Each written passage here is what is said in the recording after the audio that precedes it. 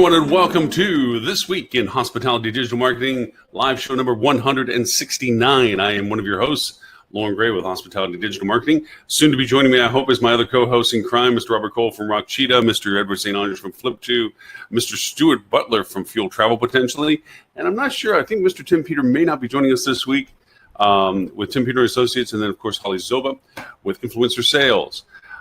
With all of the things that are going on, fun stuff, we thanks to everyone. We're in 28 countries now. A little over 6,000 people listen to us each and every week, whether it be live or on the recorded replay. We sincerely appreciate the audience and the time that you spend listening to us. As always, every week we try to bring the latest in news that is actually impactful to your business, not just a regurgitation of things that are out there. We try to discuss openly the topics associated with their value to you and what it is that you need to understand from them so that you can maybe make some changes to your hotel or hospitality operation. With that, also, we talk about techniques as to methodologies of success that we share between ourselves or those that share on with us, and we have guest hosts on occasion, which we will be having some more joining us starting on the 16th of this month. And then, but every other week after that, we'll be continuing forward with more interviews of industry leaders. We've had our fair slew of them over the course of 168 shows up to date, this being the 169th. So we've had some great times with some great people that had some great dialogue. And we've been doing this now well into our fourth year. And we've been doing it every week, and we sincerely enjoy it and the attention that you give us each and every week listening to our show and broadcasts.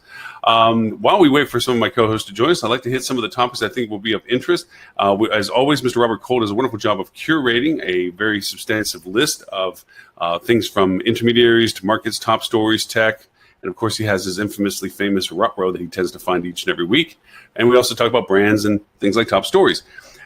With the idea of the top story, we're actually going to refer back to one of our previous guest co-hosts that have joined us and an industry leader and has been for many, many, many years and pretty much one of the earliest of people who had talked about the value proposition of digital marketing within the hospitality space and founder of Hebs Digital. Now he's, thankfully for all of us, he's stepped away from the primary lead role to that in pursuit of spending time giving us some great content. And he has given us the top story this week, where he has the statement, "It's the end of the hotel metasearch model as we know it." It's a Focusrite article that we have. Mr. Robert, you're breathing heavy. I'm breathing heavily. Yes, yeah, I can tell you're there before I flipped the screen back. I'm like, look, it's Jason. Well, no, I did a quick headset swap. I was evaluating Bluetooth headsets, and they just have a little bit of a delay. There's a little bit of latency with the. And I felt for this show, if I have that latency, I cannot interrupt and talk over people as effectively as I do with a Bluetooth headset. So I need real-time responsiveness to really make sure nobody can understand what the other person's saying. So I'll send you a more than 5-second delay factor. Yeah. We're trying to go for that CNN talking heads panel thing where everybody's talking and you can't hear anything, but everyone seems quite agitated. They seem quite agitated, however. Yeah, we've accomplished that on numerous occasions, and I think they probably patterned themselves after us. I was mentioning some of the top stories and some of the content that I thought was in my mind, kind of fun that you had put together. Max is chasing the windmills again with his metasearch chase. I mean, he was at one time a great proponent of metasearch, and now he has turned into their anti-advocate, I think. Anyway, so that is not really sort of all metasearch, right? He's picking winners and losers. He is. Yes. And we'll get back to it. The other one topic I wanted to throw in there, something you threw into the brands category. 3 reasons why independent hotels are thriving. I know it's a little fluff candy statement, and it's kind of like, thank you, Mr. Obvious. But it is something I think is worth talking about because there are some very good points to make, and it goes well beyond the value proposition of independent hotels when we talk about them. Mm-hmm. The other is Google's new hotel search is greater threat to booking rivals. I think that is kind of like a statement of the obvious, but in that Dennis Shaw did a very nice job pulling that together. Yes, he did. And I thought that another fun one would be Facebook releases travel marketing playbook, because as I was going through it, it had some good points to be made.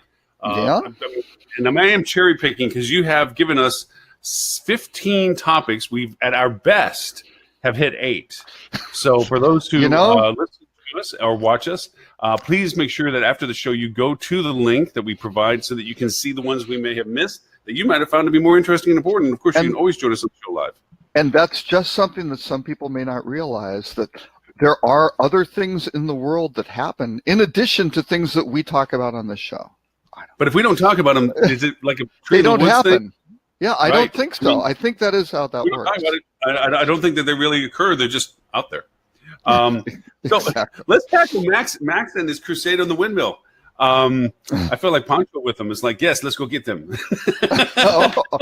So you are on Max's side on this one. I am to a degree. I am still a metasearch advocate. Mhm. I recently got direct channel capabilities, so I can offer metasearch to my client relationships, and they don't have to worry about commissions and blah blah blah. It's all straight through cost, and we use it as a marketing channel because it has to be balanced to your paid strategy. There is a matter of fact, I made the statement in the email that I sent everyone. Metasearch is double-edged sword against paid programs. We've quickly found out, and if you do this with any metasearch provider, especially if they try to base a commission-based model with you, the first thing you notice is you get hit by your paid campaigns losing brand value because they're going to go after the fattest fruit first, and it's your brand terms. And so all of a sudden, they're showing up at better rates, okay, than sometimes you can present in your direct channel. And all of a sudden, you're funneling over to your metasearch where you're paying commissions on it, and you've lost your paid campaign brand programs because you're competing with yourself on the metasearch space. So getting control of your metasearch and controlling when you use it for what you use it for is a very critical component to the real value proposition of metasearch. I'll have to say that as a statement out to Mr. Stuart Butler. Well, if you don't travel, haircut, no, you got a haircut, dude. Yeah, I went short. Wow, look at that. Yeah, we were talking about Mr. Very Max's article stylish. on from Focusrite on metasearch, and I was saying So that he's chasing Stuart, is metasearch dead? Or is it just clickbait? No more so. Yeah, no more so than SEO and every other thing that's been called dead for the past 5 years. I think it still has a place, and in some cases it's growing, right? And I went through a roller coaster of emotions reading that article because at parts I was nodding. Max would be thrilled to hear that and agreeing, and then I was mad, and then I was just disappointed in the oversimplification. It was like I don't know. It's like felt like I was at a movie or something because I went through a complete roller coaster. I think that's what Max is shooting for, though, is a roller coaster of emotions. I think he likes that. He definitely got it from me. Mission accomplished. I'd say I agree with 75% of what he said. Disagree with probably 10, and kind of unsure about the rest. But I think it was a complete oversimplification of the reason that metasearches exist in and I think you've really got to separate sites like Kayak and Trivago from sites like TripAdvisor and Google Hotel Ads. I think even though by definition they're a metasearch, I think they're very different things because people are already going to Google, people are already going to TripAdvisor to find out this information, and I think they're using Kayaks and Trivagos as kind of a check and balance kind of thing. So his argument that a lot of times people have kind of already done a lot of research before they land on the hotel website wasn't entirely accurate. And I don't know. I think if you look at everything that Google's doing right now to make their meta search, which is becoming an OTA, more of a focal point, I think it's naive to say that it's dead. Well, and I think we should discuss what is the difference between a meta search and an OTA. Because I think those groups are getting very, very blurry. And I think my first question is, does the consumer even care? Right? No, they don't. Robert, does the consumer really distinguish what's happening behind how the sausage is being made versus just, is this a good hot dog they're chomping on, right? Remember, I think the contention I had about the article mostly was the fact that it discounted the fact of the paradox of choice. It also discounted the fact that people what's the acronym when you're missing the best thing, where you might miss out on the best thing? Fear of missing out, FOMO. These are drivers of human behavior that metasearch, in the sense of selectivity, options, and variabilities, yes, to Max's point, there are not hundreds of sites to pull from. Sure. But also, not Right. to Max's point, is people will be less inclined to make a decision of purchase if they don't feel well informed enough to know that they're making the right choice. Right. So there is a value proposition to saying we're bringing all this to you in one spot, but by the same token, all this we're bringing to you isn't necessarily in the quantified number that is being given. So there is, Right. to Stuart's point, there was a roller coaster of I agree and I don't agree, Well, and that pisses me off and I don't agree. And can I provide some historical context for way back to like the mid 2000s? I mean, we're talking a long time ago, well before Stuart was born. I wish that were true. That's right. So Sidestep was the first metasearch player. They launched in about 2000, but they didn't really start gaining traction until I started doing some work for them. No, not really. But like 2004, 2005, they really started doing some stuff in hotels. Before that, they were pretty much focused on the air side. The hotel stuff was kind of kludgy. Car stuff was okay. But what they started out with using today's nomenclature, was really a browser extension, because it worked with your browser. It was a downloadable app that you had to download separately, which was a kind of a big hit on it. A lot of people were like, wow, that's a lot of friction. Somebody's got to go download this thing. But it basically looked at what websites you were going to and identified, oh, you're on Expedia. And you are looking at the Marriott Marquis in New York, and once it figured that out, because that this mapping capability, this website, this page is equal to such and such, it would then pop up. It would add a little column on the left side, which is why it was called Sidestep, and it would show you rates for that hotel from a bunch of different websites, or it would do it for destinations as well, right? They had two different functionalities, sort of thing. So that was pretty revolutionary technology, and a lot of people did not like that. in the industry, being the OTAs and some of the hotel groups, and but they couldn't really stop it.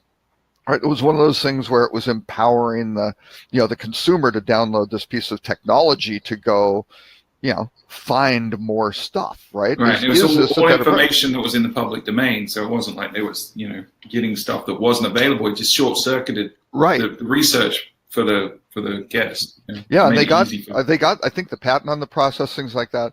And then Kayak started out, right, and Kayak was started up. I think Steve Hafner was their first CEO and things like that. Had come over from Orbitz. They had a bunch of investment. They worked up all that, and they had used the ITA software on the air side. So they started doing the same thing with hotel, but there was a little bit more kludgy, and it was a lot like the more like Kayak is today, where it was a list of hotels, and then you clicked and you passed off to their website and things like that. So it looked a little bit more like an OTA, kinda, except it was really thin on the content of the images and things like that. It was pretty much just the fax ma'am type stuff. And so there, you had some pretty significant differentiation with it, right? Because you knew it was going out to a ton of websites, because you saw a little thing and it said, we're checking 240 websites, and it took a while to load up. It took 10 seconds to load the page, because you knew it was out there spidering stuff and looking for, what the latest thing was, as opposed to going to Expedia or hotels.com at the time, or even earlier.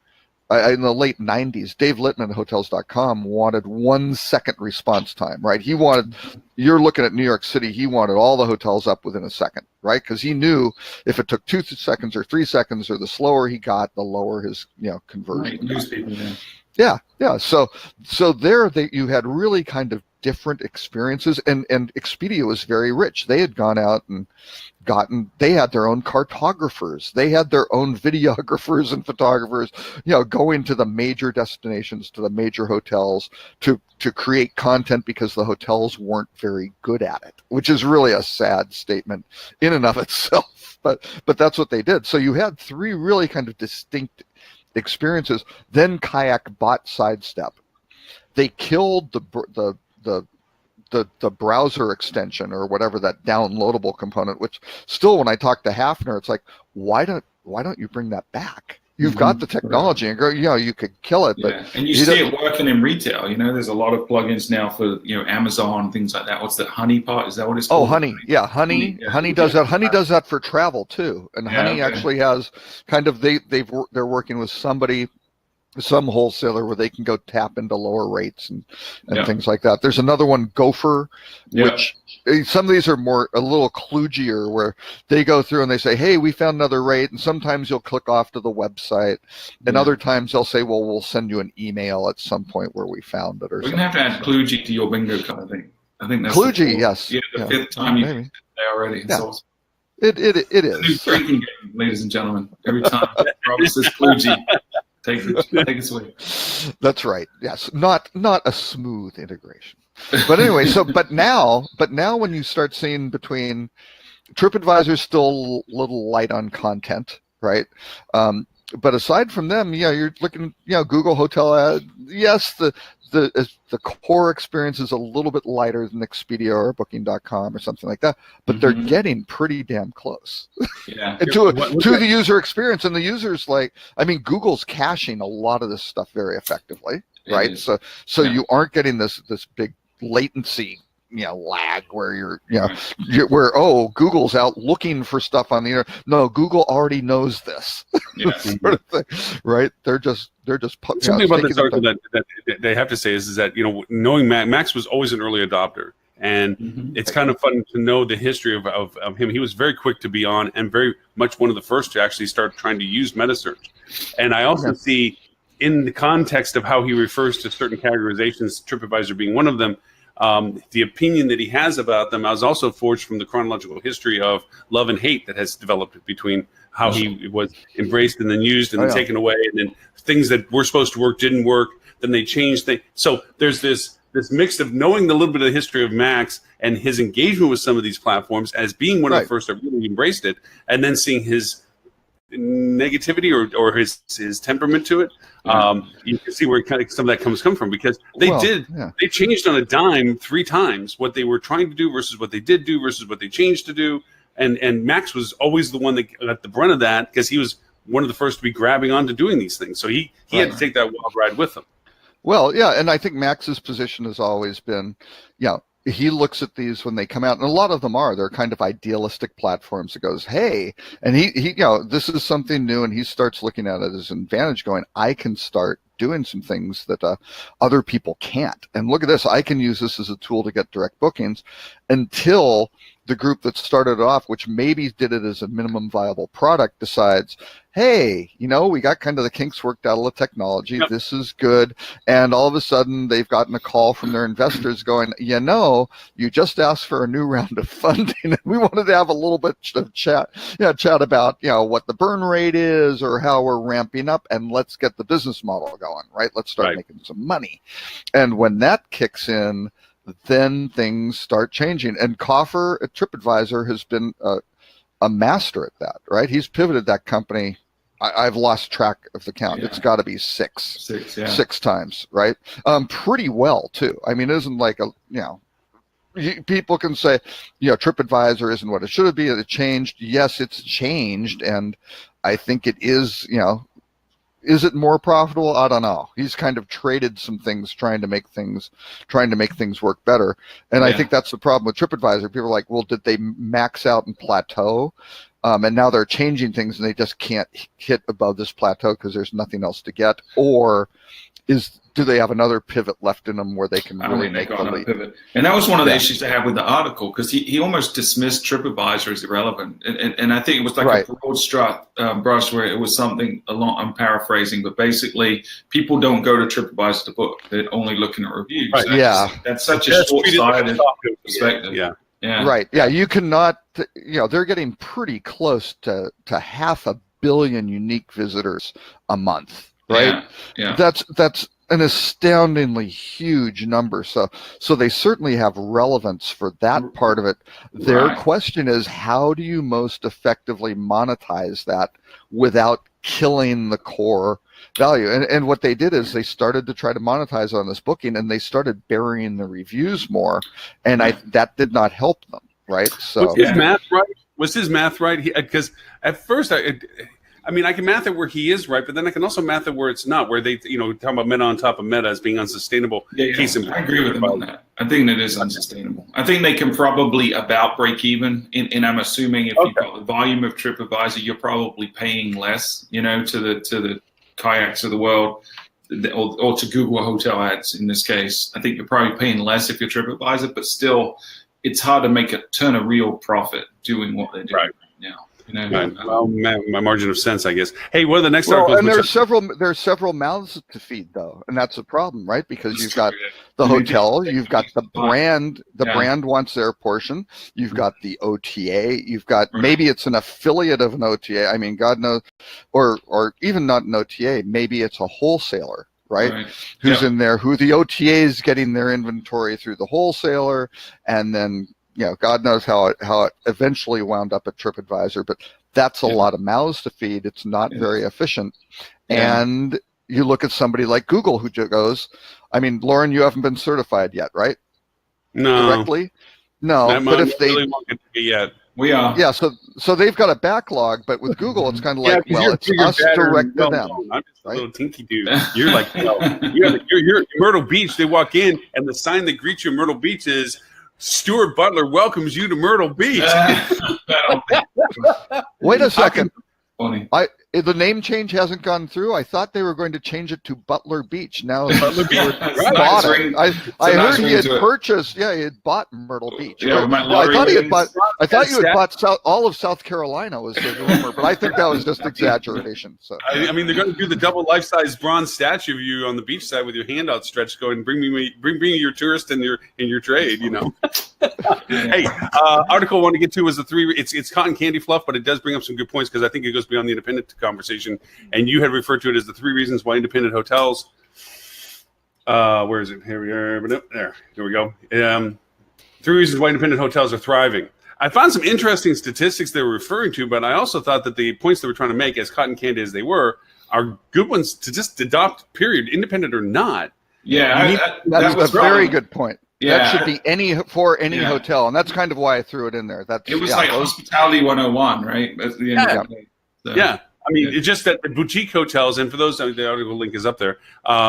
The idea of it, they made 3 points to the process, and of course, the first and primary one was the localized focus, personalized service, and attention to detail.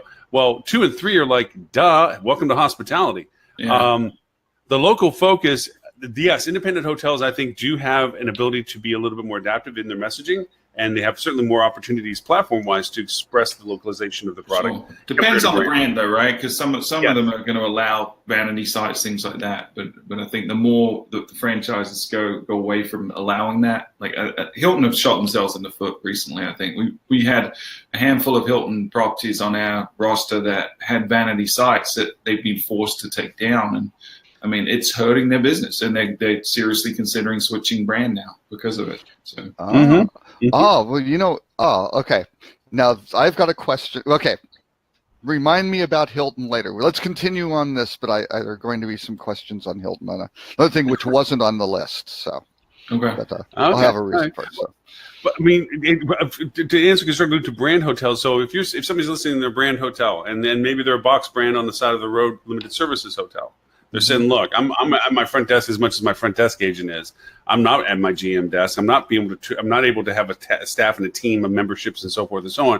So you're telling me that I need to localize my content. What are my tools? What are my options? Now, granted, they're brand specific, but there is some generic consistency between the brands of what they try to provide their brand products. What are some of the choices that they have? What are some of the things that they can fit into? Meanwhile, I'm doing my check-in cycle, but afterwards I got about an hour that I can actually do something other than worry about guests in front of me. What are some things I can do? How can I chase down my brand to do stuff for me? What would be your suggestions?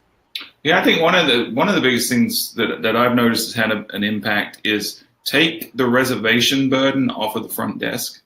Like find a way to handle incoming reservation calls that isn't the staff that are engaging with the guests on their property. Because a lot of properties that we've had that would, you're checking someone in, then you're taking a phone call to book a reservation, you're trying to hurry them off the phone to get back to that guest. It's not a good experience for anyone, right? So find a way to centralize your reservations outside of the people greeting so that they can really focus on the person in front of them.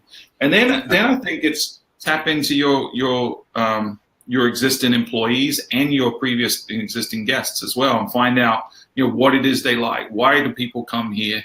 What do your employees, where do they like to eat? Where have they found that when they recommend something to a guest that they get feedback that it was a good experience? And really curate that. It doesn't take a lot of effort, and it's really a one-time thing that you can review once a year maybe, or once every 6 months.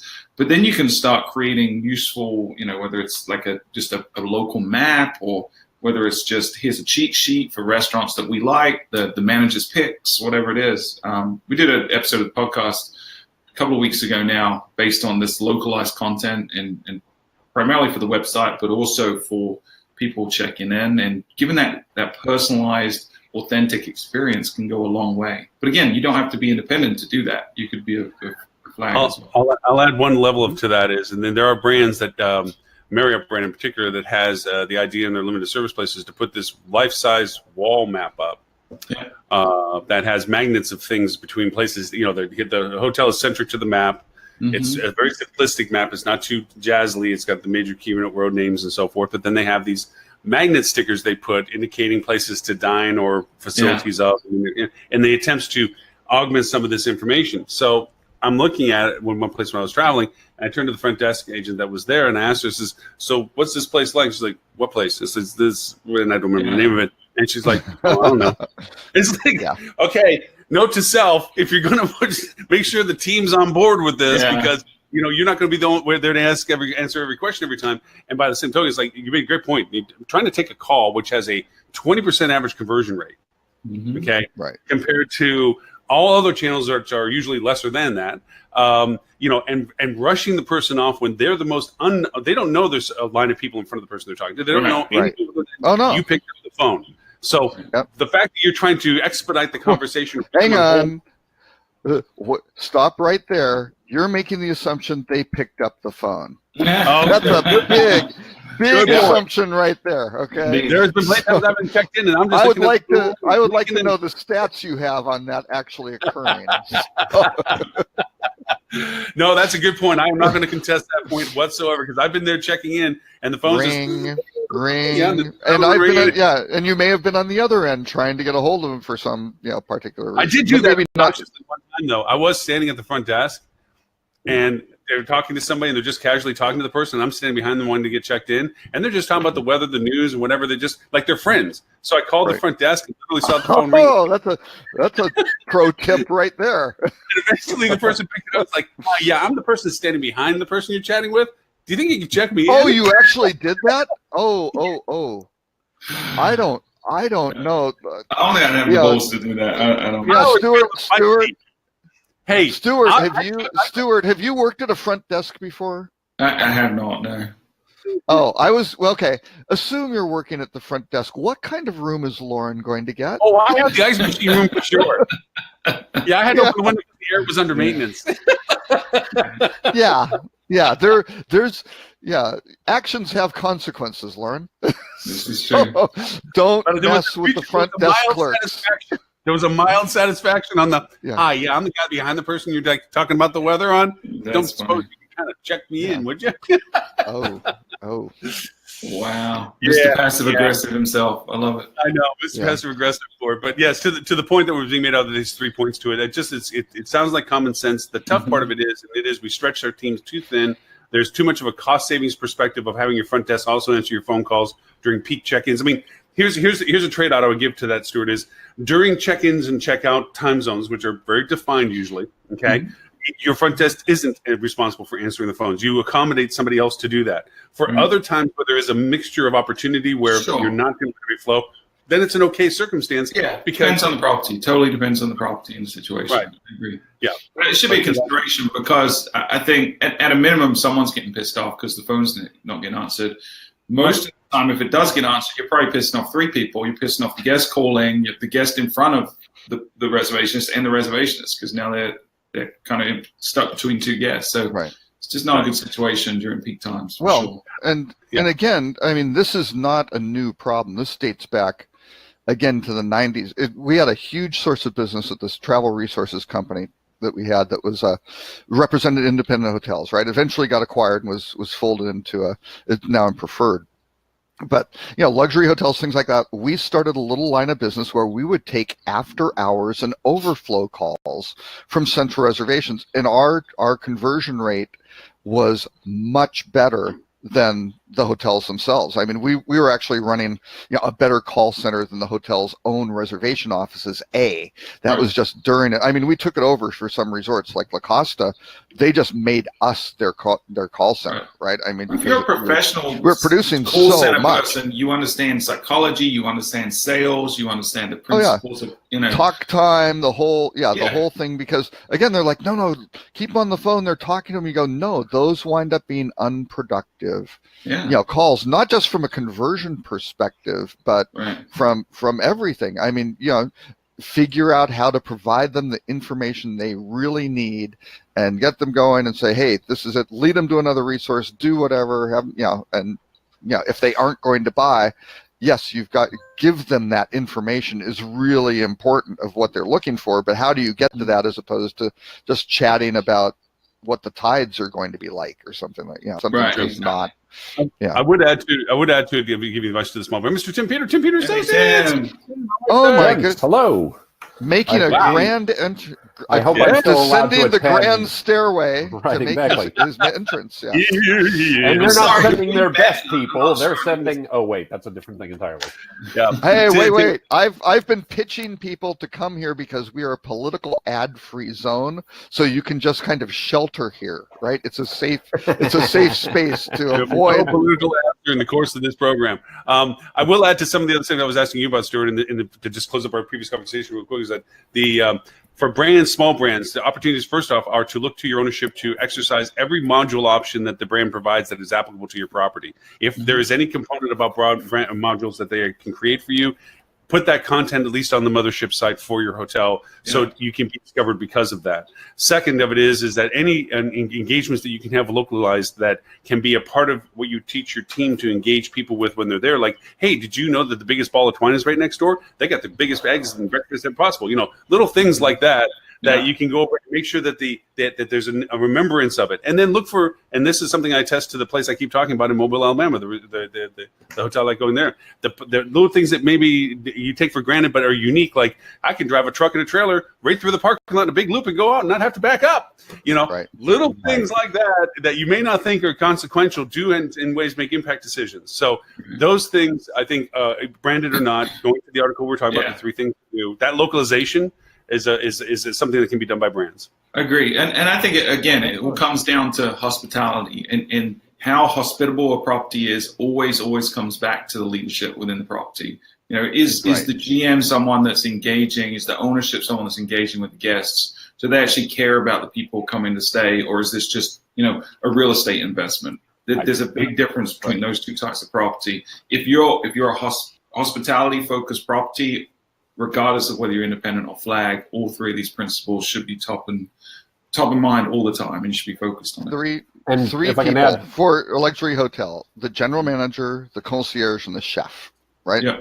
If you can, if those three are engaged, and if it's a small property, that may be one person for a small inn. But if I can add one point to that, to what Stuart just said, because I think Stuart, you're exactly right. I don't think you could be more right. We've all seen that data before that came out of Cornell a couple years back about TripAdvisor rating and its impact on ADR, its impact on RevPAR and things along those lines. And obviously it's positive impact on ADR if you get good ratings. I actually have always thought that is it's an accurate piece of data. I think it's an absolutely accurate piece of data. But I think the important thing is, why are you getting the good TripAdvisor ratings? Right? The rating's the output. It's the outcome. Right, exactly. You're getting good ratings because you're creating a great hospitality experience for your guests, regardless of your chain scale. Right, a great hospitality experience for your guests might be if you're that roadside inn, if you're select service or something, and you're putting out the free breakfast in the morning. Maybe, warm up the pastries a little bit, let them come to room temperature before you set them out ice cold or something. Little things like that. Or maybe make sure there's no mold on the bread that you just put into the bread can. Right. Make make the pot of coffee. Don't let the coffee sit around for 3 hours before you make a fresh pot. Things like that. Really, creating a good experience doesn't matter what chain scale you are. It matters, are you actually taking care of your guests, right? Holly made a comment on Facebook that goes back to a little bit of our call conversations about taking calls and so forth. She made the statement, you would think that call centers would be better, but not always the case. Nobody knows your hotel like your own employees. Absolutely true. Absolutely true. As long as you're willing to provide sufficient people to cover both the phone and the folks at the front desk, right? I mean, it's a trade-off somewhere along the way. And if the people who know your property best aren't paying attention to the guest who's standing in front of them, as you all were talking about before I came on, then it doesn't matter who's answering the phone because you're creating a bad experience somewhere else, right? So it comes back to that reality. Yep. But yeah, absolutely true. And I messed up. There was an article that I was going to include that didn't make it onto the list. Oh dear, because I changed I was actually at one point going to make this the top story. Let me grab it. It was actually TripAdvisor naming the most excellent hotel chains. And I don't know if you guys saw this. This came out on I think it was Lodging Magazine or something like that. But I thought it'd be interesting. Yeah. So let me figure out. I'll get this thing posted. Was it written by Bill and Ted? Exactly. Was it written by Bill and Ted? By Bill and Ted. Most excellent. Most excellent. We're not. Oh wait, I was about to say we're not worthy. That's a different thing entirely. Yeah, that's what it's called. No, you're talking wild stallions. I am indeed. Hey, speaking of Wayne's World, I saw Bohemian Rapsody last night. Was it good? Was it good? Dropping up because I actually enjoyed it. Yeah. Okay. So this one, come on, we want music movie review time. Remember, we're not allowed to do rabbit holes anymore. We're trying to go off the reservation here. No, I said at the beginning of the show. No, I can't reach it with the headphones on. No, first off, I didn't understand the context. Like, is there a travel playbook? Because the article has no reference to it other than selectively saying that there's aspects that they talk about as points. And then there's no thing there, so I'm a little lost with it. But to the end of it, it is a point that I want to make to it because there are some things that are creeping up. In fact, I mentioned this to Stuart yesterday. I was calling about a property. There's a platform called Go Moment, which is a real-time text interface for your guests in your room, like an Alice kind of thing. But they have Ivy. Ivy is their Ivy. Ivy. Yeah. Where for those who Echo Dots. Yeah, what happens is that you engage in a text environment with the hotel, and they have an automated bot portion to it. And then when the bot can no longer handle the dialogue, a live person is supposedly monitoring it and steps into the conversation. And they're creeping up. Alice is when we've had them on the show. We've talked about in stay engagements and so forth, and being able to resolve issues and guest recovery is probably paramount issue to that. If Ed would hear, he'd be probably thumping on a Bible or something about this. But the idea of engaging the guest while in house is your best way for guest recovery. So these tools do work into some function of it. But my question to it, from having talked to this hotel, is it doesn't get really used for that. It's more. It's kind of an unknown quantity because it's a little too new for the guest experience in some ways. So to that end, one of the aspects of this article that they were pointing out of using WeChat as a communication platform, using the dialogue platforms that people are already using as a means of engagement are valuable. I agree, but I think a lot of people are still not quite comfortable with the concept of that being the case, rather than picking up the phone in the room or walking to the front desk. You need the technology to be able to integrate that well into your processes, and that's really, really difficult, and to communicate that effectively to the guest, right? So, we can use WeChat because how do you even know that they have WeChat, that's their preferred messaging thing? Because it could equally be SMS, it could equally be Facebook Messenger, it could be Twitter direct message, it could be all sorts of stuff. It could be the hotel apps, messaging platform itself, right? Which would be something like an Alice or something. So all of those dimensions make it very, very tricky. And again, you need some sort of platform to pull that all together, interact with it, have all of your skills, whatever that are going to interact in terms of the chatbots, all trained to go do all these different things, and keep the logging and all that of. I mean, that was the key with Alice, right? Alice was a simple ticket management program, which basically the big benefit was you could tell the resolution times for these. Right. Was it a first touch resolution? Yes, very good. How long did it take? It took 30 seconds. Wow, that's fantastic. Let's keep measuring this. And to do that with all these platforms is hard. let's just put it that way. And you need people on the overflow side. Right. It's like Twitter. People got on Twitter and go, "This is great. Oh, they're using it for customer service. We're only open from 9 to 5, Monday through Friday. And oh, by the way, not really from noon to 1 because Benji's at lunch." Right. I like the term that they make to it, though. I like this as a catch term: conversational commerce. Yeah, I never seen that's a name. Yeah, that's term's been around for a couple of years, but it really comes back. But I mean, it's okay because it's not something that's incredibly common as a term because it's not yet incredibly common as a behavior. To Robert's point, right? I mean, where do you chat with the people you chat with? Well, it depends who you're chatting with, and I mean, right. And that's something where, as a hotel, if you're going to provide these kinds of services, Robert's got it exactly right. You've got to think about how do we operationalize this? Which ones are we going to be on? Which ones are we going to monitor? Which ones are we going to monitor 24/7 by 365? And are we prepared to do that? Right. And do our guests use that?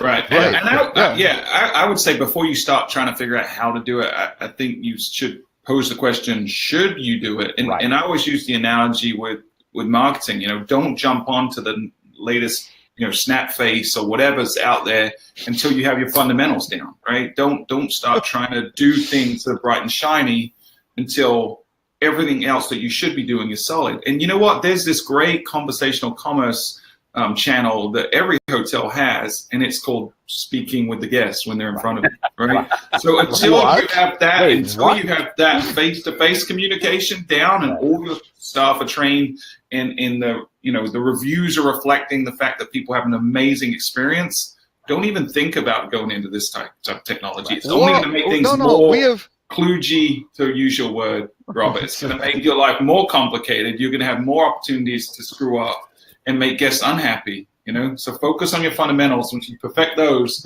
then try this stuff. Stuart, we have designed a guest experience where there is no interaction. We've designed this hotel with technology so guests would never see an employee, and we're saving labor dollars, and it's working so well from a real estate perspective. I have to go back to an earlier adopter day. I want to remember Ning. Remember NING, where you could create your own social network? Ning the Merciless. I had this brilliant idea with the beachside hotel, branded hotel, that we were going to use Ning to create a ability for them to discover the local market. Unfortunately, as with all things, you don't think about the darker underside of things, and that is if you create a local socialized network, there are like strange people, and they start following other people because it's supposed to be okay, somebody goes out to XYZ restaurant and loves it, and they snap a picture, and by the way, it happens to be an attractive female. Now I got some weirdo in the hotel that's on Ning that goes, and we had to shut literally 2 weeks after I started, I shut it down because it just turned into this date match thing. Like, no, just because you're staying in the same hotel don't mean that. Which to be fair, for the right hotel could be, a selling point. Oh wait, no, that's a different thing entirely. That's Tim's phrase there, Lauren, when you invent the ship, you invent the shipwreck. And you invent the shipwreck. Somebody said that, didn't they? You know what you did? You should put that on the bottom of your bronze statue when they dedicated in Myrtle Beach. I need to be fair. Hold on. I've gotta give this credit where due. I did not come up with that phrase. That's a French philosopher. But he found it on timpeter.com. That's the only citation required. No, I will admit, Paul Virilio is the guy's name, but he was a French philosopher. The last is a person French said philosopher. Can claim it. You the last person heard. It was Tim. Well, I used to talk about the fact that digital was like gravity, right? It's this incredibly useful thing. You set your drink down and you walk away. You come back, your drink is probably still there, but you want to take a long walk while you're on the roof of the tallest building in town. Right. That's not necessarily going to work out so well for you. So, but this guy had a much pithier version of it. So I was like, yeah, I'm going to use that one instead. I like that one. Yeah. But that's all the things, these things of targeting millennials and saying, we're going to develop a community and you can meet other people in the hotel. Right. And right. isn't this going to be cool?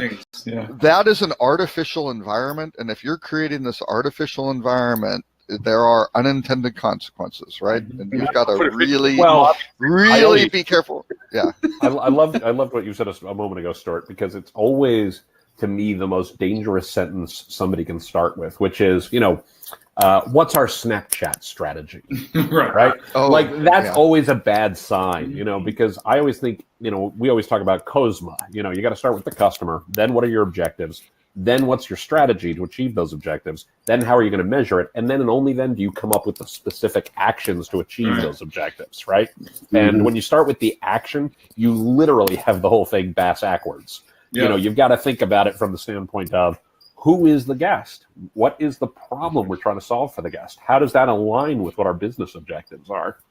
And then you start to say, okay, strategically what fits in here is doing X and Y and Z. And that's clearly when people start with, oh, we definitely need to do SMS, or we definitely need to do you really? Right. Right. You may, but you should get there organically, not because you start there.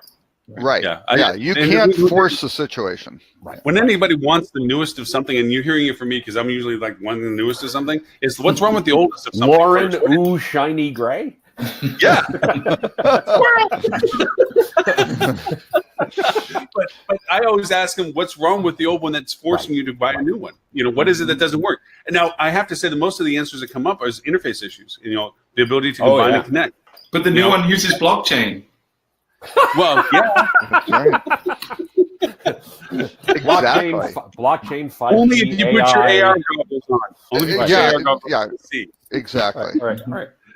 Yeah. So, Bobby, good. I got past the first three topics that I started with. So you. Well, wait. There's one original. There's actually one additional thing is it's the whole Facebook, right? Their motto used to be move fast and break things. Mm-hmm. Move fast and break things is not a good scenario for the hospitality industry when you're dealing with customers who are trying to sleep overnight in your care. Right? Yeah. That's bad. Now, Facebook's motto has changed somewhat. I don't know if this is official, to move fast and please, please, please, please don't break anything. And if you do, don't tell the government. Don't tell the government. Right. Yep. So, wait, can we go back to this one that I didn't do? TripAdvisor naming the most excellent hotel chains in the world. I thought this was a very interesting list of hotel chains because I don't think I'd ever really seen this listed this way before. Because what they did was they looked at the size of the chains of groups with greater than 500 properties, between 50 and 500 properties, and 20 to 50 properties. And I don't know if that's a good way of breaking things down. Number one, okay, let's just say that first, but it is kind of an interesting look. So, the most excellent large hotel chains, number one, and again, this is rated on the overall. They have the brand affiliation. Yeah. Well, but they have the brand affiliation and they've got the review rankings for these, right? So, how many of these have certificates of excellence and things like that, right? So they've got all the data. It's just the organizational thing. So number one was preferred hotels and resorts, which I thought was very interesting that they were ranked that high. And number two was Hyatt. Hilton was third. And then it had like Premier Inn, Marriott was fifth, Best Western sixth, Radisson, then La Quinta, Intercontinental, and Travelodge. And you kind of go, wow, Travelodge, that's interesting. But the UK Travelodge, by the way, not the US. Yes, Travelodge UK. Yes, exactly. Is there a US Travelodge still? Oh yeah. There still is. There's about 500 properties in it. Yeah. 500. Wow. Oh. They're primarily on the West Coast. The easiest way to think about it, I don't know if this is Wyndham's official position, but it's how we talked about it a lot when I worked there, was Travelodge and Howard Johnson really are the same brand. They're just geographically distributed, right? The Travelodge tends to be the western half of the U.S. That's so Howard sad, Johnson. I want to be fair. I left Wyndham 11 years ago. They may have taken a different stance since then, but they really were regional brands as opposed to national brands, if you think about it. Yeah. Well, we used to always say, my family growing up, Travelodge was a very important brand. It was very inexpensive. Yeah. They had a little Sleepy Bear type logo. Sleepybear.com. I used to run it. There you go. Had no idea. My claim to fame was the Travelodge that I had over with the 5 hotels that I was running in the Keys was the highest ADR Travelodge in their entire system at $489 a night. Wow! Whoa! Wow! That was equal to. Let me think. That had to be equal to about 9 regular Travelodges.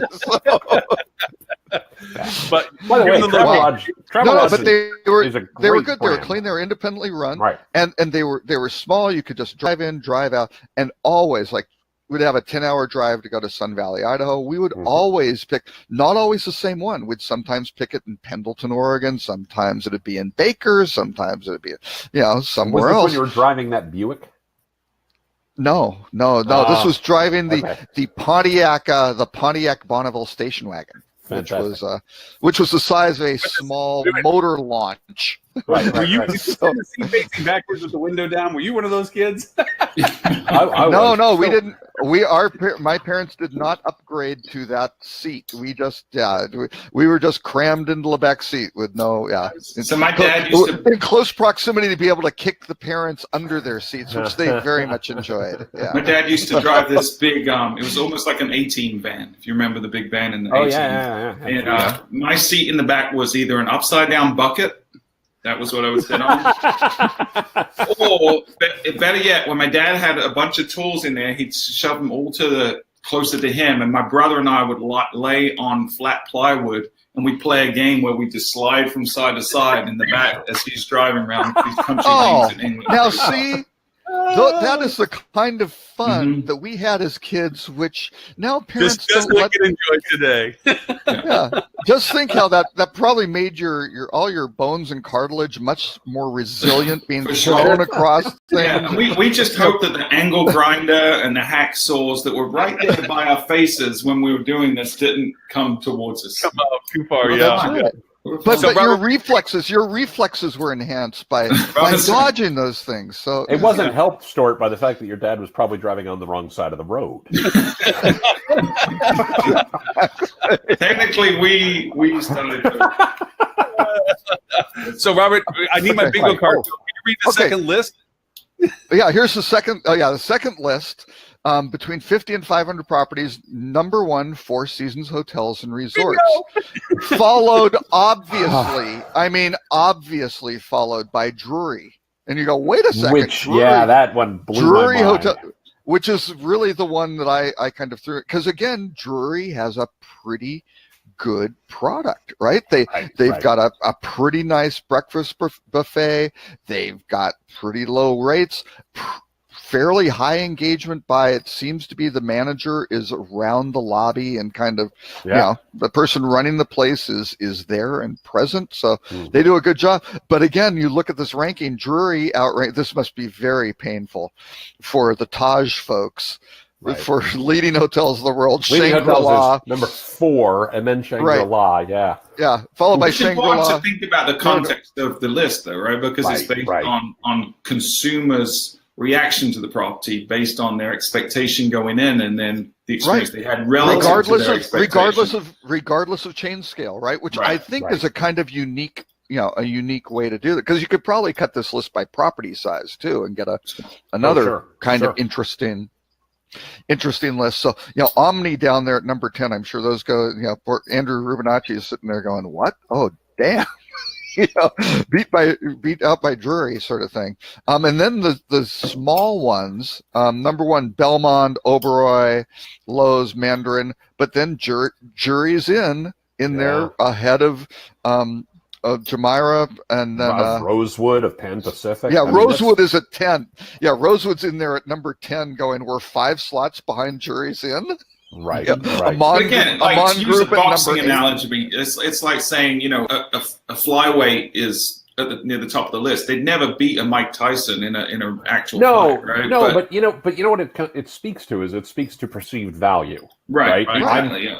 You know, and I will tell you, we used to have this conversation when I was at Leading all the time about, you know, properties that charged $400 a night that were often a far better experience, a far better value than hotels that charged $1,000 a night, you know, and typically those properties didn't stick around in the system because they couldn't consistently deliver the kind of experience that people should receive.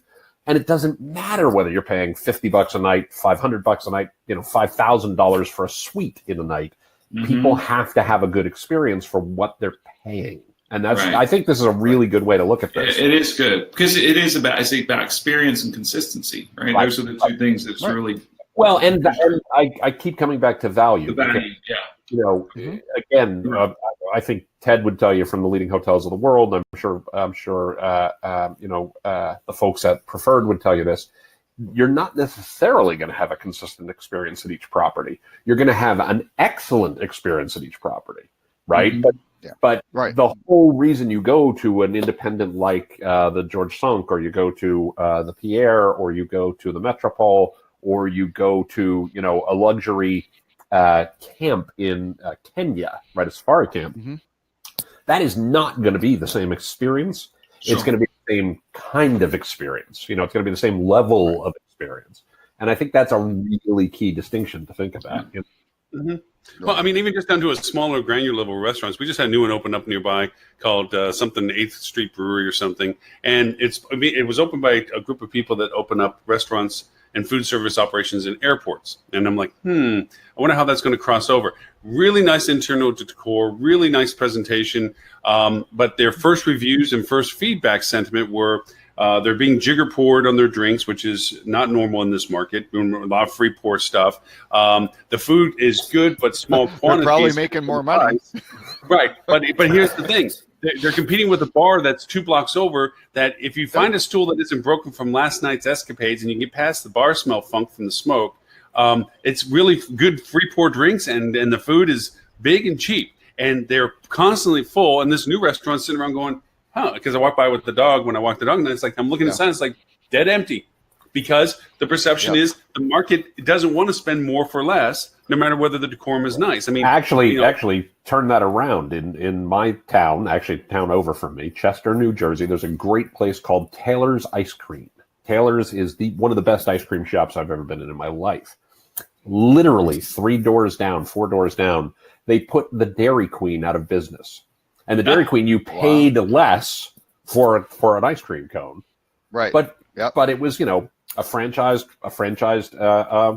business, and was badly run. I shouldn't say it was badly run. It was not exceptionally well run, right? I don't know enough about who ran it or things along those lines, and it was empty all the time because the ice cream at Taylor's was better, the service was much better, the people were friendlier. Yes, you paid more, but you get a much better value. Sure. Right. The perception of value that's a challenge for these local businesses. There are 2 considerations on that. One is, are there enough customers for you to sustain that too, right? Because you can run that, you need enough size to be able to get the word out enough where you can get a larger radius where people will, you know, find their way to your shop. And then resisting. Now, Dairy Queen I'm guessing may have been there before, or did Dairy Queen come in after? No, I'm pretty sure Taylor's. I'm fairly confident Taylor's predated. Okay. So they resisted the Dairy Queen onslaught, which is tough. I mean, that's the Starbucks model, right? Starbucks business development process for a long time was, let's go find successful coffee shops and find a spot close to it, come in, wipe them out, because we've have their traffic, maybe, right? Just to get their fair share. And those guys can't sustain that because they can't pay the mortgage, they can't pay their employees, and they can't buy those quality beans and take care of them. 5 ratings, all 5 stars for Taylor's Ice Cream on TripAdvisor, 4.6 stars on Google with 136 reviews, 4.5 on Yelp, 57 votes with 5 stars each on Facebook, I mean, you know, Mhm. that's Well, how yeah. you win. Mhm. And they Taking it charge right. more. Hey, can Right. I point out something you And just it's said there, worth too, it. Tim? Yeah. So Sure. say the numbers of reviews again on TripAdvisor and then on Google. How many reviews are there? Oh yeah, Oh that's yeah, a good point. 136 on Google. I had it in front of me. Sorry, I scrolled. I think it was down. like 5 on TripAdvisor. yeah. Is that what you said? I'm sorry, 48. I apologize. Okay, still. In the search results, there were 5 reviews on TripAdvisor.co.nz, which blows my mind. Oh. Stuart's Wow, that's Stuart's homeland, right? The New Zealand market is not Right, exactly. Exactly. But I just wanted a little side story there, or not story, but side note is don't overlook Google reviews. A lot of people are so Right. focused on yeah. TripAdvisor reviews. Do not Yeah. discount Google reviews. They're just as important. Well, and TripAdvisor is back in on the Google reviews, right? Where they weren't Right. for a while. They were fighting. TripAdvisor has thrown in that's going back to Max's thing where you're getting layers of meta now, right? By Which the is, way, I just looked because I was very curious. The Dairy Queen that is now closed had 2 reviews on Yelp, 3 stars total. 7 reviews on TripAdvisor, 3 very goods, 2 average, 2 terrible. Yeah. Yeah. Right? And then And those terribles, yeah. You know, look at like Ace Hardware. One of their models of it is to customize their inventory associated with the market that they're sitting in. Yeah. And the Right. the ones that are around the corner from me here, I like it not just for convenience factor, but when I walk in, one, there's always somebody available to help me, and they're actually asking me how to help. Not to be the invasive, what do you need? But hey, is there anything And I they can do with know what, and they can You know answer their your stuff. question on what Yeah. you're doing. Yeah. They'll give you alternatives and choices. And did you think about, and how about that? Where you go to Lowe's and you first off to find somebody's interesting because you need to hit a button. Then when they show up, Yeah. they don't even know the department they're being called to. 3, they have no idea what it is you're trying to do. Right. And so they can only just be like, maybe over there. And they carry things that sometimes don't even make sense. It's like, really? Right. I need to put freeze caps on my faucets in Florida. I didn't know you needed that. Right. Right. Well, and what is it? Going back to that kind of, you know, as Lauren described, fluffy hotel management article on the 3 things you do. What are they doing? Local focus, personalized service, attention to detail. Right? Yeah. Right. Those 3 pretty damn good pillars. Right. Yeah, really, very much so. Very much so. So, Stuart, did you want to pick an article out of the hat since I've pushed the first 3 through and then Robert grabbed one? Did you want to grab one? No, honestly, we covered the ones I wanted to cover so far. So I'll let someone else take it. I've got an open-ended question though for folks. So, from you guys, I am going to be interviewing Kellen Smith Kenny, who is the CMO of Hilton Hotels on center stage at the Focusrite conference in 2 weeks. Our kickoff call is taking place next Monday. It should have taken place like a couple weeks ago, but she's been traveling. So I've got her, you know, her PR handlers, everybody. What questions should that you think she would be able to answer? Because there certainly is a large publicly traded company. You can't necessarily, really So what are you going to buy next month? Yeah, exactly. Are you going to buy Belmont, and what will you be paying for it, and sort of thing? Will you merge it into Waldorf Astoria, or will you not? No. Things like that. Yeah, maybe not. Right.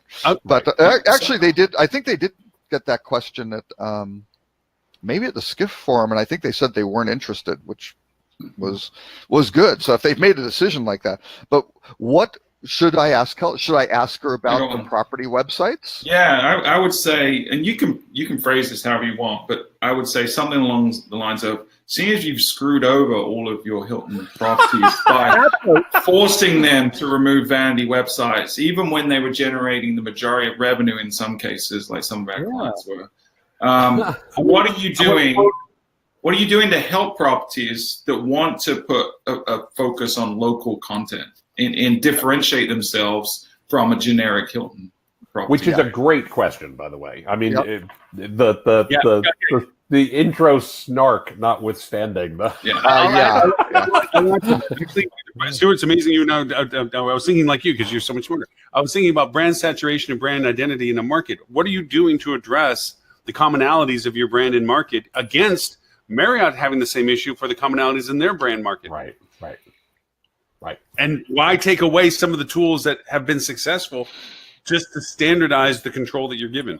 I mean, Right. yeah, to your Right. Would it not be better to have like preferred vendors that can provide certain services? Because I get why they don't want the Wild West, right? There's brand Right. standards to maintain, but IHG does a much better job of this, where they set here are the guidelines. And, Right. no black backgrounds with spinning purple letters. Right. Just give them guidelines, give them preferred vendors. Don't put two different brands on the same site. Yeah, little things like that. Right. Little things like Yeah, that. Yeah. that's a good one. Yeah. Yeah. No, We no had brand standards for those kinds of things. 'Cause So, we- I literally. which was Yeah, bad but enough You when it was. do get enterprising owners in the franchise space. Well, which, and it was bad enough when somebody would put their Days Inn alongside their Howard Johnson, both of which were brands we owned. It was much worse when they put their Days Inn alongside their Comfort Inn, which was, of course, Choice and a different brand, different company altogether. yeah. But, So anything else it's for- like they're hobbling? It is like they're hobbling their ability and they're homogenizing their brand, not to the benefit of the product property itself, but rather to their brand identity. And yet they're not providing the service value of the brand contribution because of it. They're diluting their brand contribution value proposition by making that homogeny. Right. But I think I'm sure I she's think gonna they're wanna- trying to capture that traffic, right? Because then the hotels go, wait, this is coming to my website. I mean, that's the bottom line. Short-sighted problem is going, oh, then we don't get credit for it. They may leave because they're seeing here's the traffic, which may not be the case. The traffic may be winding up there through God knows whatever means because it's Hilton and because of the reviews and whatever. Mm-hmm. And you can use those sites to help Hilton overall. I mean, certainly from an SEO perspective. Well, and one of the things that I think is particularly interesting about this question is it's really relevant first of all, it's incredibly relevant regardless, but it's especially relevant when you look at the discussions that they've had about the new Motto brand, where they've talked very heavily about appealing to a different type of traveler, about being very authentic to the local space, to providing lots of flexibility for the needs of different travelers. Well, how are you going to differentiate individual properties if, in fact, those individual properties are not permitted to differentiate themselves? Mm-hmm. Right. Yeah. Yeah, probably say it that's the a way good he one. said it rather than the way I said it. Yeah. Although I like the way You might not get kicked off stage. Be like, yo, what up? I didn't say I disliked the way that Stuart said it. I simply said, I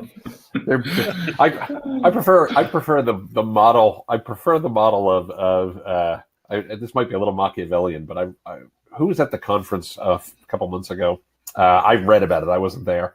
Where somebody from Marriott was on stage. We've talked about it here on the show before, and they got a question from the audience that asked, where do they see the hospitality industry 5, 10, 15 years down the road? And the response from the Marriott panelist was all about, oh boy, that's awfully tough to predict. And the questioner asked, well, I'm a franchisee. Why did you then make me sign a 20-year agreement? Oh,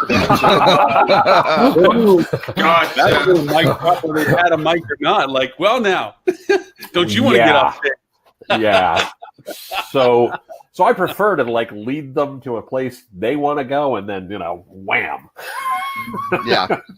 Mm-hmm. So this is interesting. Ask You don't questions about how important is it that an individual property, focuses on the local content, differentiates itself. So get her to buy into that whole concept, and then go. Right. So then, why did you do this?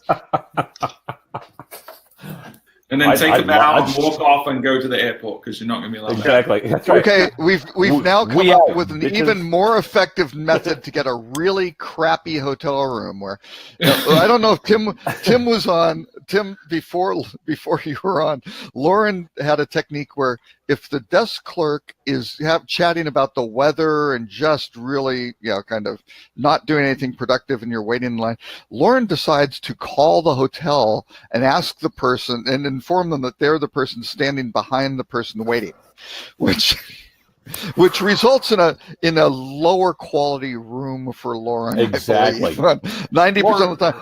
I think with Hilton, Kellen may develop some technology to highlight my name, and then not that I don't want to give her softball questions. I want to ask really really hard, good questions that people want to, I genuinely want to know the answer to that question. It's a question, right? And they may have a strategy that we're not considering that that makes sense. But and it lends itself to a little bit what we're talking about. Why is the coffee dispensers in limited service properties have a timer on it? Because they can't trust the staff to keep mindful that there's either no coffee or it's old coffee. So they're trying to create things to help them with it. When sales teams are centralized and they have programs that have to go through and the software coordinates their resulting prices that they quote. Why? Because they don't trust their team to be able to go over and do their professional talent of knowing how to do displacement analysis or cost evaluation on a group project. And the same goes to this homogenization. If you take away tools and sets from the people whose monies are invested in the building because you don't trust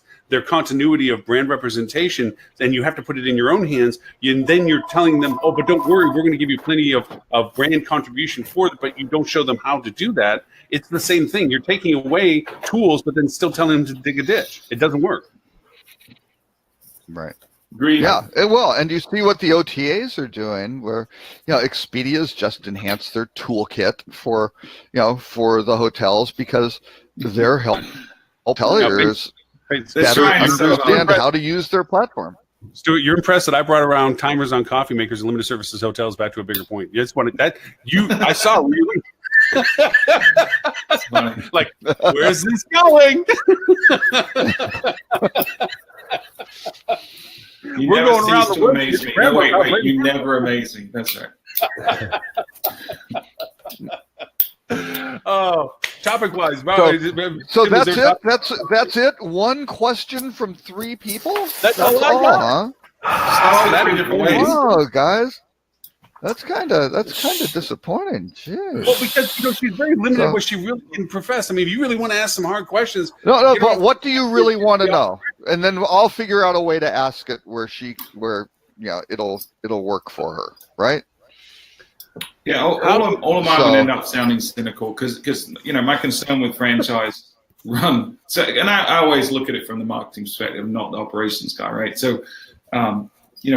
Some of the criticisms I would have, and I don't know what the question is that comes out of this, but when you have a market manager that's running properties in, North Carolina, South Carolina, and they're trying to run the same strategies across all of their markets when, clearly a Myrtle Beach is very different than a Raleigh as a destination. Right. And yet when you look at the keywords they're running on, say, Google Ads, they're exactly the same with property name and location replaced, what are they doing to try to combat that homogeny of not necessarily the separate vanity site we talked about, but the homogeny of the efforts that are going into marketing strategy? Because obviously I get it from their standpoint. They're trying to do it efficiently, cost effectively.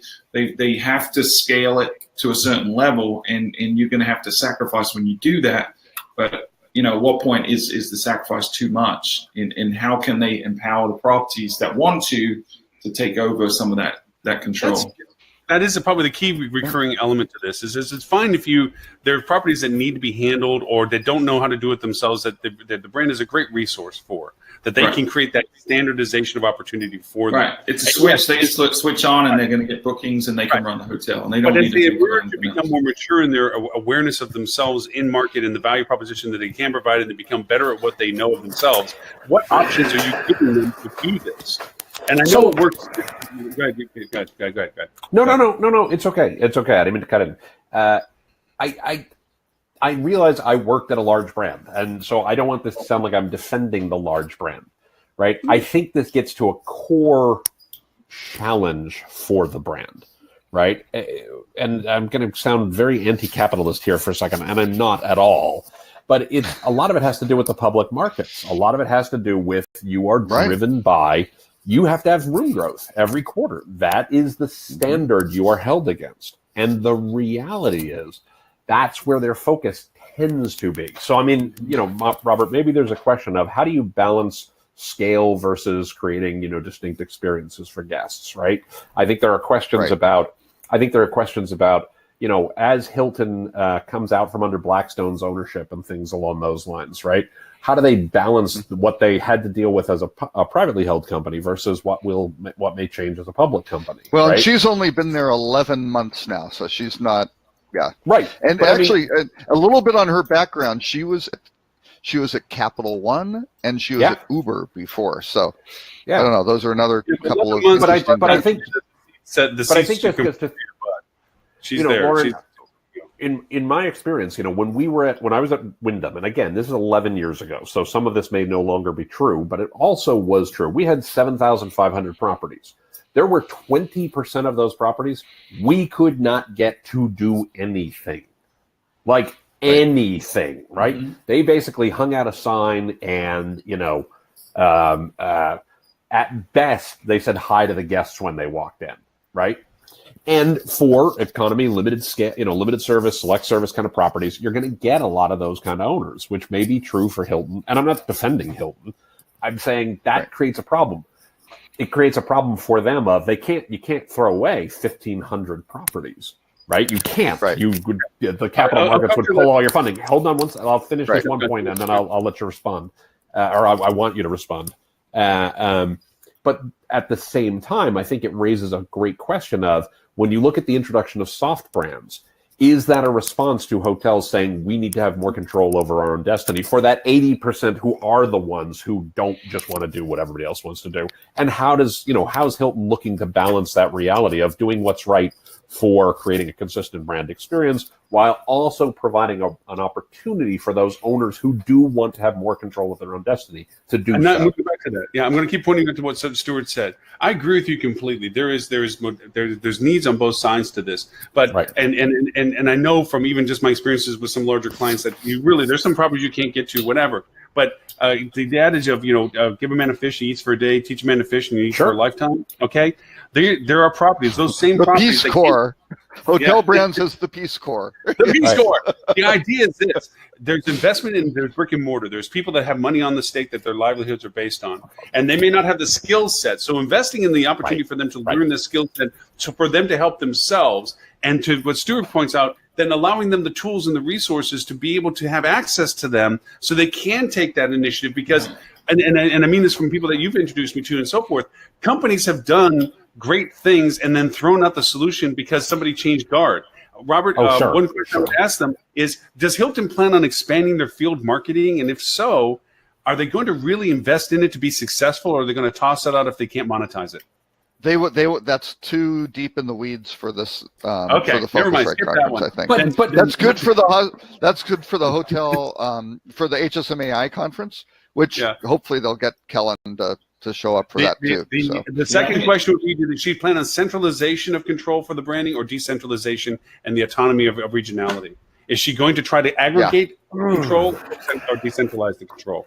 See, but here's the thing, and Lauren, I hear everything you're saying. I agree with everything you're saying. We actually agree more than we disagree on this, even though it might not sound like it. The reality is the percentage of properties where that's true is actually a lot smaller than you might think, right? There's a reason hear me out for 1 second. This is my only point. My point is, I think this is a challenge that the brands are going to face as they go forward, because I think the vast majority of properties who are in the boat that you just described in today's environment probably shouldn't be branded properties in the first place. And that's an enormous problem for the brands, because I don't think that they can actually support those folks at scale and also do what you're describing. But what if they're locked into that 20-year contract?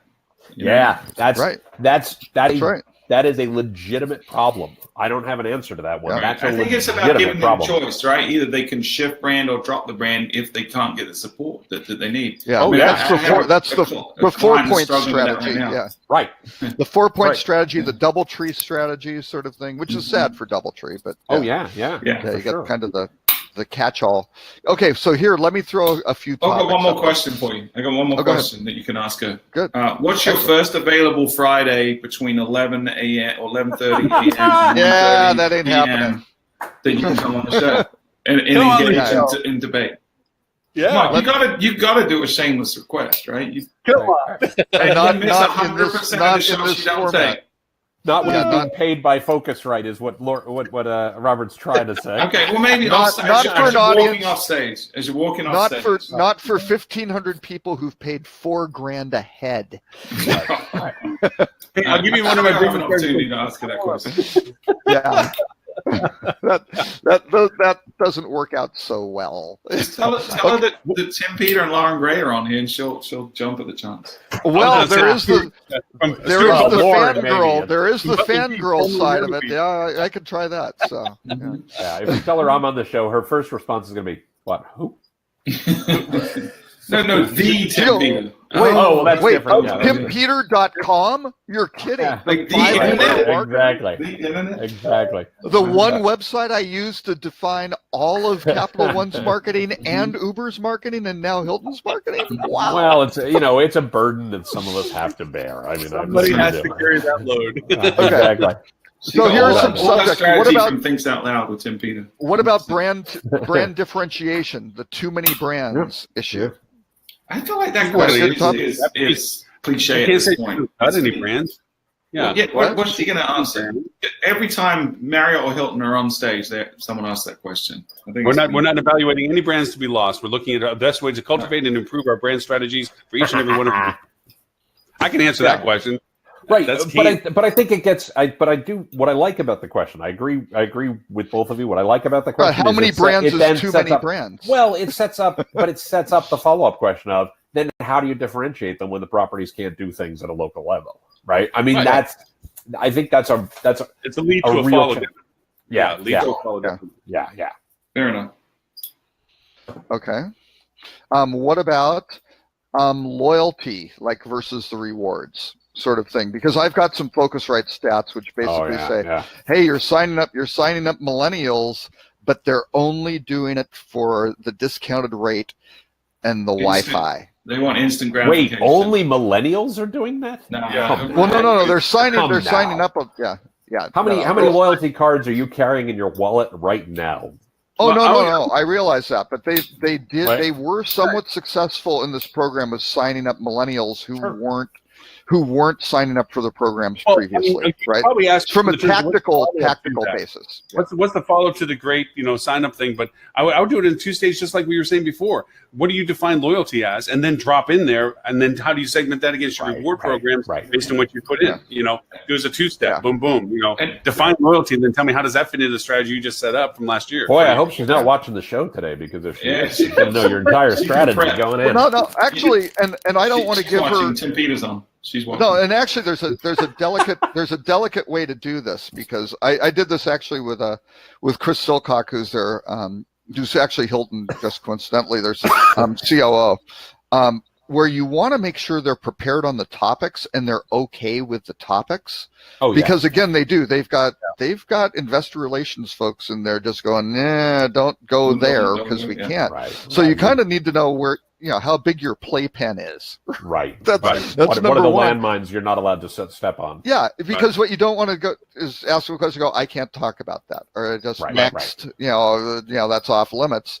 But then say, okay, so what? Let's get into this, because these are legitimate, industry challenges that go. So let's talk about this topic, and I'll have some, some questions, as opposed to saying how many brands is too many and having a scripted response to it. It's like, let's talk about differentiating this proliferation.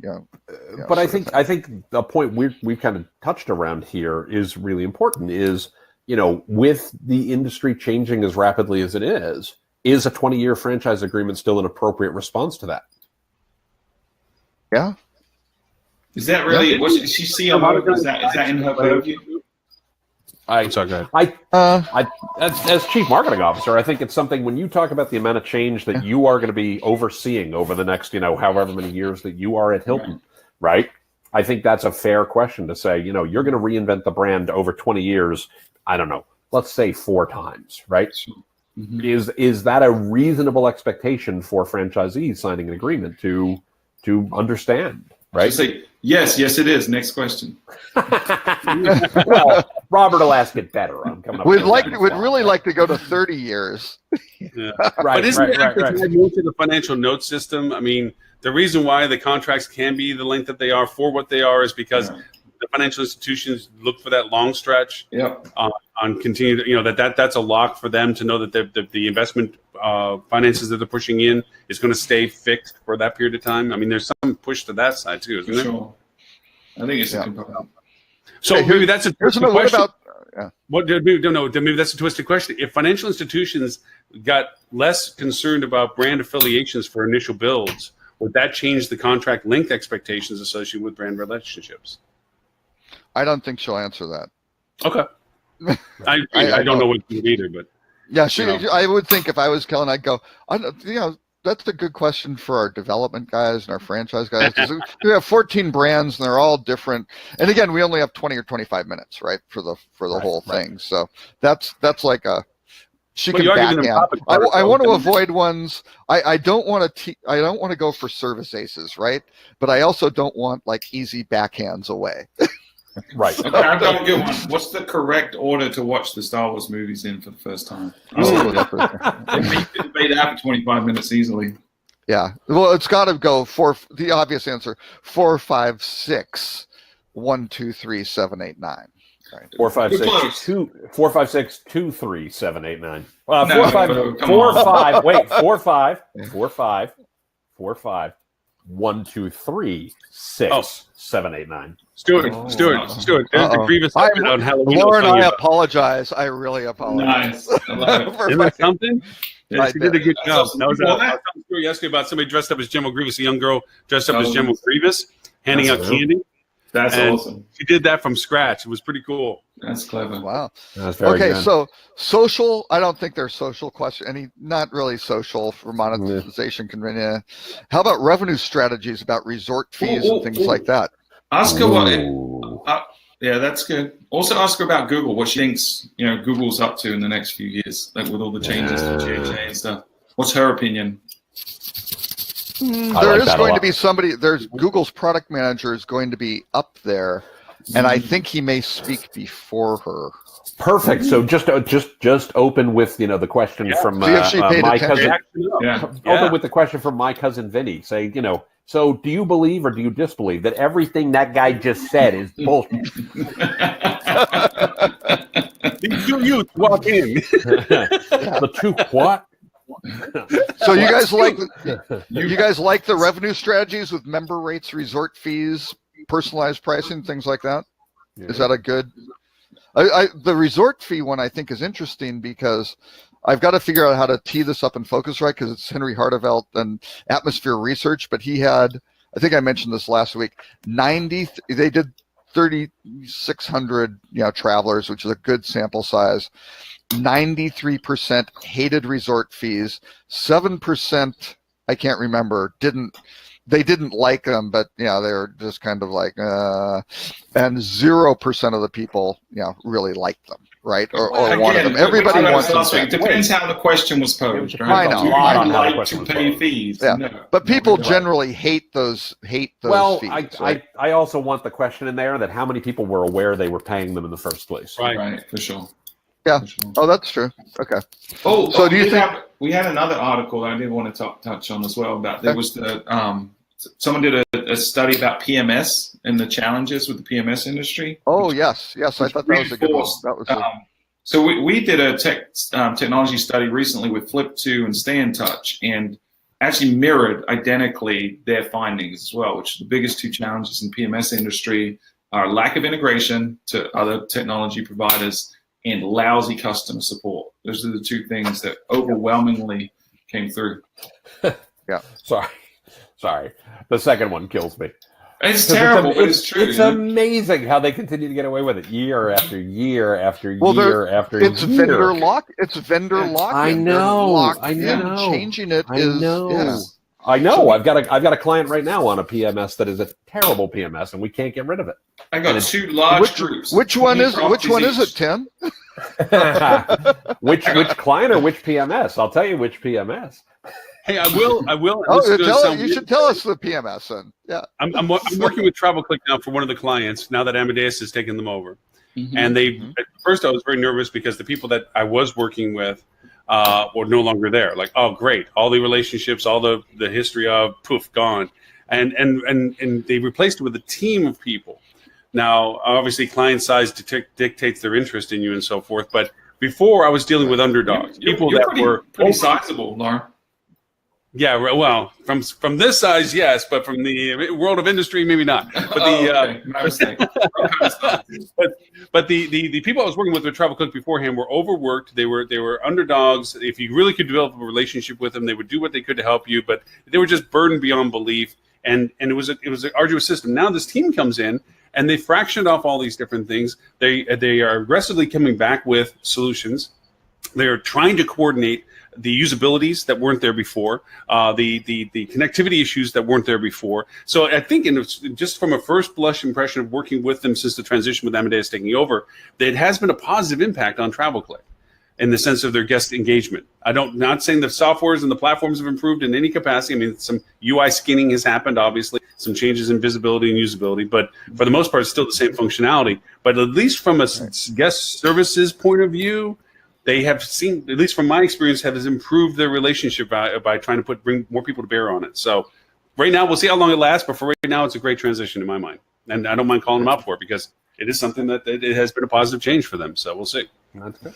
Well, that's good. Good for them. Actually, a couple of the stats in here though were pretty interesting.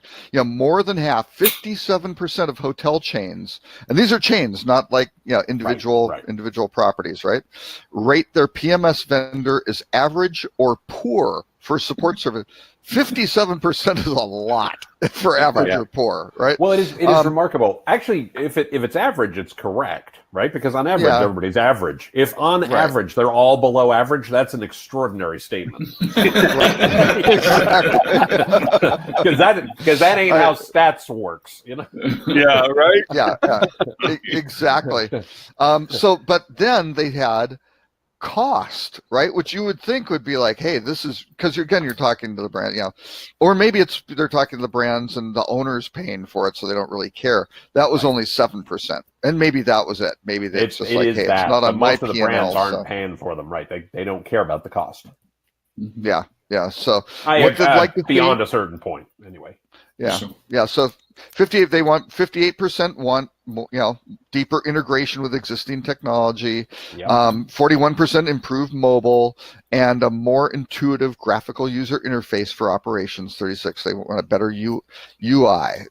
They want enhanced business intelligence, personalization. I think now you're getting into kind of some buzzwordy, type stuff because it's like, do they have the underlying data to be able to do any of this stuff? When you talk about a better graphical UI, this gets to an interesting question about where brands can potentially evolve to, and it could do a better job in some of the things, Lauren, that you were complaining about earlier, rightly so, and Stuart, you were mentioning earlier, is when you think about the level of turnover in our industry, right, for front desk staff, for back of house staff, et cetera. Anything that makes it easier to train people and make them productive more quickly, make them more productive faster is a good thing. Checking somebody in is far too complicated today in most PM systems. Checking somebody out is surprisingly complicated, right? And so that's something where anything they can do to streamline that process and make it easier to train the staff could be hugely helpful. Well, and again, going back to ancient history in the early 80s, the average PMS implementation took a couple months. It was like a 60. Is Lauren frozen? Am I frozen? No, Lauren's not frozen. Okay. Sorry, you were saying. Maybe it's.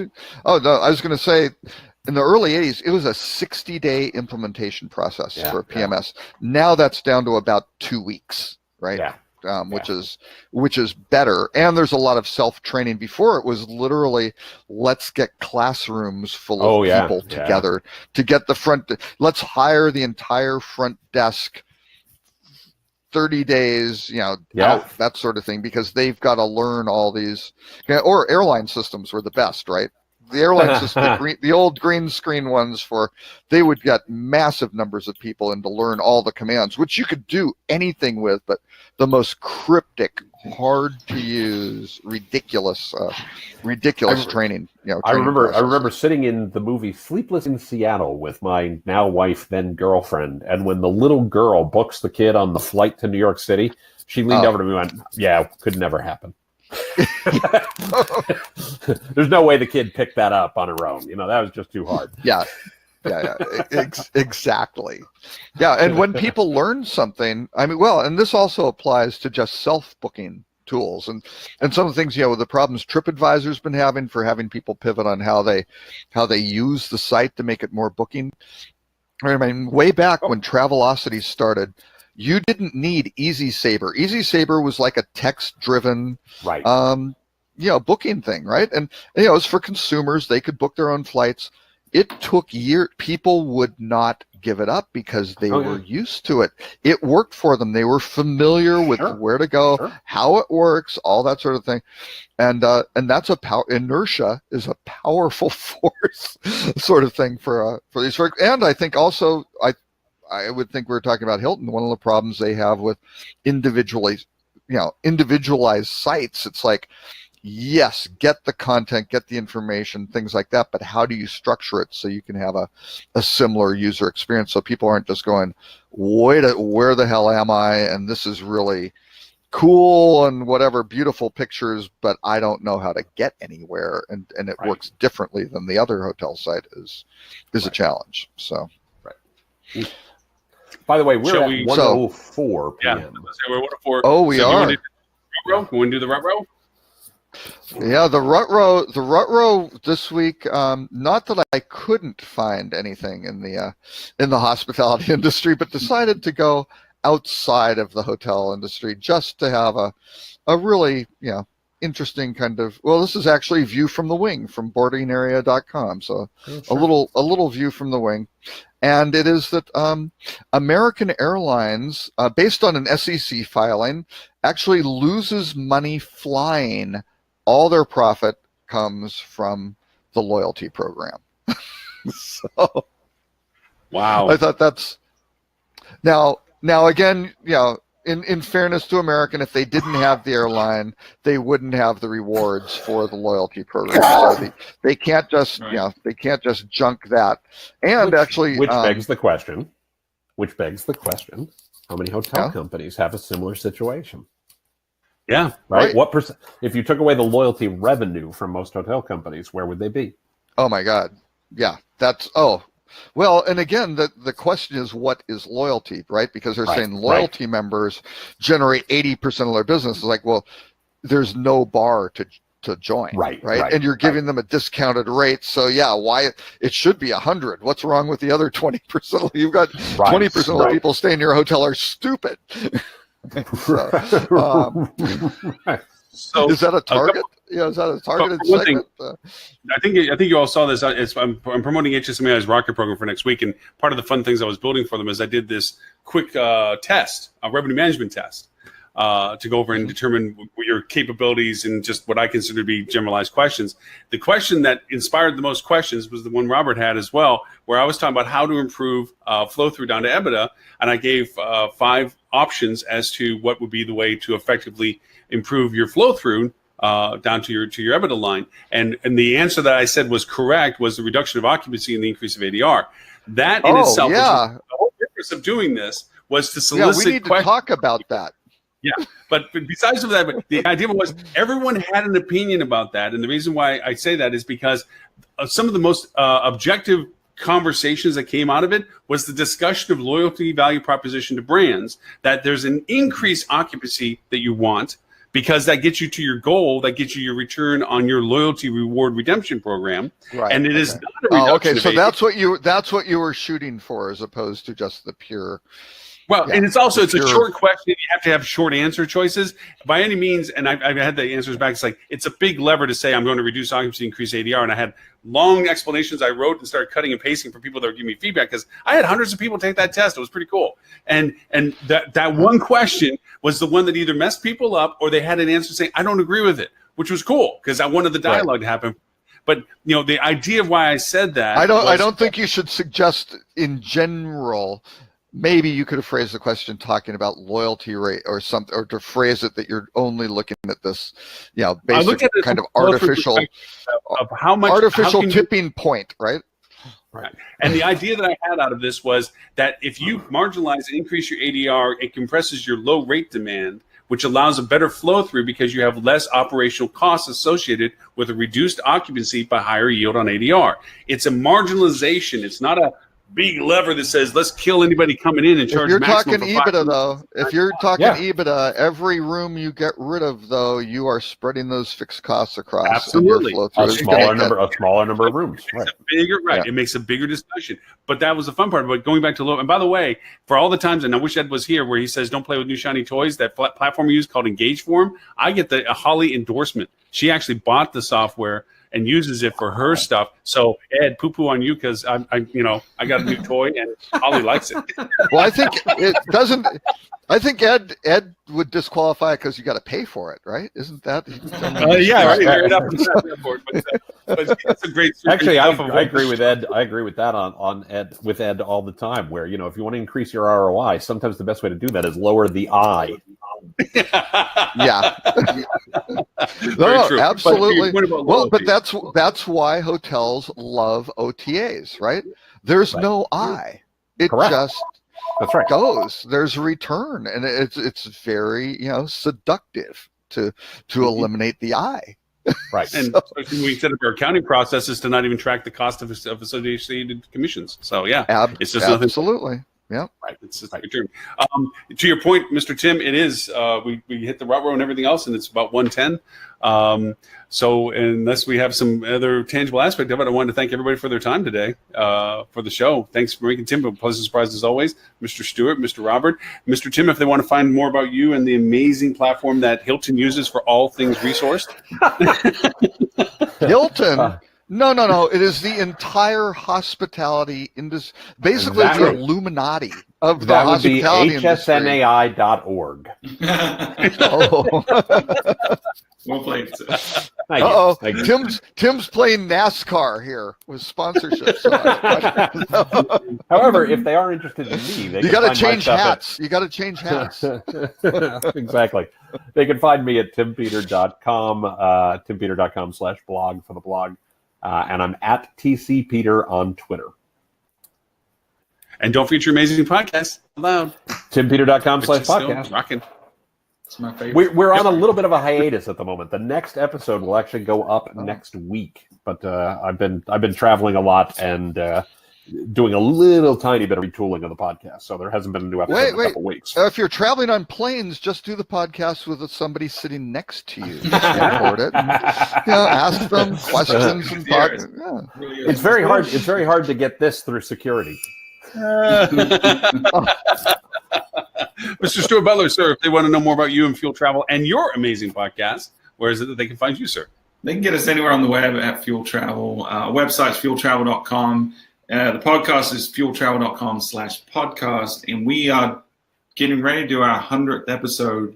We're going to do a live episode on November 30th. It's going to be a live video show immediately following this show. So as soon as you guys stop wittering on, we're going to turn on our live show. And it's going to be an Ask Me Anything, marketing, Star Wars related podcast. So. Hey, when you do your live show, can we have you join our live show just as a closing? Get the team together, and then we'll just transition over to you. It's going to be like a handoff between the Daily Show and the Colbert Report in the old days. That's right. Oh, that would be. And now, when is the Myrtle Beach official name change going to be Butler Beach? Is that happening? We're still in discussions. Mr. Robert Cole, sir, if they want to know about you and Rock Cheetah, where is it that they can find you, sir? Just a theory. I think that's why there's a live podcast. They're making an announcement. That's probably. I mean, Stuart is in the marketing business, so he's thinking. Make it right. You scooped us, man. You scooped us. Yeah. So, Robert K. Cole on social media or rockcheetah.com, and then actually to basically tout the Focusrite conference starting. I think it's November 12th, which is a Monday. I think you're past the deadline, so you got to pay the $4,000 to join. But I don't know. Or if you do have to go to a conference, I mean, Lauren, you have 2 or 3 rocks next week in Boston, Toronto, and where else are you? No, just 2. We have Toronto and Boston. Toronto's on Wednesday, and Boston's on Friday. Those are less expensive. You can try those. And might I say, very informative, minus my participation in it. Everybody else is really smart. They can put me up for higher state candy. Exactly. Yep. I can say the same for the Focusrite conference. So they got some smart folks on stage. That's very true, very true. And for everyone wanting to pay this show and the links that we didn't get to, which is as many as we did get to, we did have to a few of them today, which was great. You can go to hospitalitydigitalmarketing.com/live, click on the link for show number 169. And of course, there's a link to all of our previous episodes for this year, and then links to the archives of the years past. As I said, we're well into our 4th year already. So good stuff for it. And to Robert's point, next week, HSMI has 2 Rocket, which is Revenue Optimization, Continued Education and Training, mouthful. One is in Toronto, and the other is in Boston. And you can go over and go to bit.ly/ what did I have it as? HSMAI Rocket. And you can see links to both of the sessions there if you'd like to go over and sign up if you're in the cities. Great content. Smith Travel Research is with us. Bonnie Buchheiser. Revenue stuff, great usable tools, and they throw me up on stage just to give themselves a rest before they go back up there and give you more important stuff. So, again, fun things. You have these conferences, you need eye candy, and that's why Lauren's there. Somebody's got it's a burden I bear. That's right. Candy, he's not eye candy. He takes candy. Okay, I can clarify that with them, especially after the Halloween thing. My wife got mad because I got a big bottle of M&Ms. At Costco, they have this big, huge jar of M&Ms, and I got it for her. And I was like, "Here, honey," and she's like, "Why'd you give me this?" I'm like, "Because I love you." And she's like, "And so they're all mine." I'm like, "That's not what I said." This is yeah. Yep. All right, gentlemen, thank you as always for the time. Show number 170. I will be on the road. Actually, I will be in Boston. Before I get on stage, I'll be doing the live show on next Friday. So at the Whitey Bulger Memorial Hotel. Yeah, exactly. Right.